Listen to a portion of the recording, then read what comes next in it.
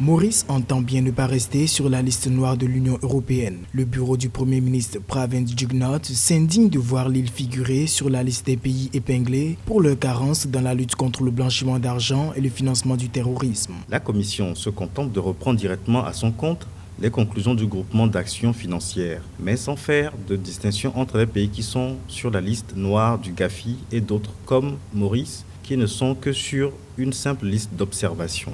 Une méthodologie pointée du doigt par les autorités mauriciennes qui indique également n'avoir été ni consultée ni entendue au préalable et qui alerte sur les risques encourus pour l'économie nationale après cette décision, notamment dans le contexte de la crise sanitaire liée au Covid-19. Lorsque les puissances occidentales prennent la décision de lutter contre le terrorisme et le blanchiment de capitaux, cela paraît un moment paradoxal parce qu'en fait, il y a certaines pratiques qui ont cours dans ces sites où il n'y a pratiquement pas de réglementation internationale, ou à tout le moins, il y a même des lois qui encadrent ces points-là. Je crois peut-être que c'est une mesure de rétention ou alors une mesure de pression que l'Union européenne est en train de mettre sur l'île Maurice. Et certaines autorités entendent sur elles de faire dans le calcul, de faire ce qu'on appelle le calcul économique. Entre laisser que les mesures de l'Union européenne rentrent en application et continuer à recevoir nos touristes, ou alors demander aux touristes ou alors à ceux qui font des placements là-bas et de se conformer, même pas seulement à la réglementation, qu'est-ce que nous gagnons dans l'un ou dans l'autre cas. Donc, de mon point de vue, quand ils auront fait ce calcul-là, ils pourront valablement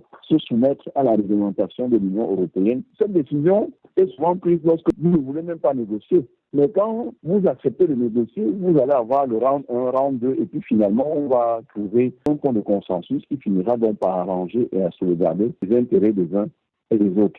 Maurice a été inscrite sur la liste noire de l'Union européenne le 7 mai dernier, une décision qui doit encore faire l'objet d'une approbation du Parlement européen avant une prise d'effet le 1er octobre 2020.